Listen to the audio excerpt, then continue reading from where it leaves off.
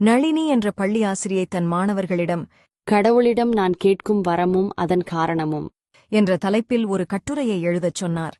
மாணவர்கள் சமர்ப்பித்த கட்டுரைகளில் ஒரு கட்டுரை மட்டும் நளினியை நெகிழ வைத்தது. அந்த கட்டுரையை அவர் தன் சக ஆசிரியை மாலதியிடம் கொடுத்து வீட்டிற்குச் சென்றதும் படிக்கச் சொன்னார். அந்த கட்டுரையை படித்து மாலதி அழத் தொடங்கினார். அப்போது தற்செயலாக அறைக்குள் வந்த அவருடைய கணவர், "ஏன் அழுகிறாய்?" என்று கேட்க, என் சக ஆசிரியரின் மாணவி எழுதிய இந்த கட்டுரையை படித்துதான். நீங்களே படித்துப் பாருங்கள் என்றார். கணவரும் அதை படிக்கத் தொடங்கினார். கடவுளே, நீங்கள் எனக்கு வரம் தரவிருந்தால் தயவு செய்து என்னை ஒரு செல்போனாக மாற்றுங்கள்.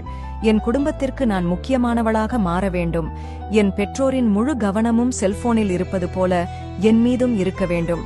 என் அப்பா வேலையிலிருந்து வீட்டிற்கு வரும்போது அவர் எவ்வளவு சோர்வாக இருந்தாலும் செல்போனுடன் நேரம் செலவிடுவது போல என்னுடனும் நேரம் செலவிடணும். என் அம்மா சோகமாக இருக்கும்போது செல்போனை பற்றிக் கொள்வதைப் போல என்னை புறக்கணிக்காமல் என்னையும் பற்றிக் கொள்ளணும். என் சகோதரர்கள் செல்போனுக்காக சண்டை போட்டுக் கொள்வதைப் போல என்னுடன் நேரம் செலவிட போட்டி போடணும்.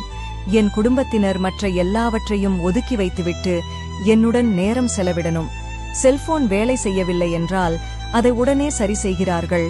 அதேபோல நான் சோர்வாக இருந்தால் என்னையும் உடனே கவனிக்க வேண்டும். மொத்தத்தில் என்னை சுற்றியுள்ள அனைவரையும் நான் சந்தோஷமாக வைத்திருக்க வேண்டும். கடவுளே, நான் எதையும் அதிகமாக கேட்கவில்லை. என்னை செல்போனாக மாற்றுங்கள் போதும்.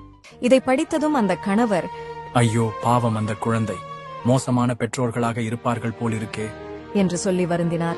மாலதி அவரை பார்த்து, இந்த கட்டுரையை எழுதியதே நமது மகள்தான் என்றார். குழந்தைகள் நம் அன்பை உணரணுமே தவிர அதற்காக ஏங்கக்கூடாது. போராளி ஜெஸ்ஸி ஜாக்சனின் கூற்றோடு இந்த கதையை முடிக்கிறேன். Your children need your presence more than your presence. நன்றி. மீண்டும் அடுத்த வீடியோவில் சந்திப்போம்.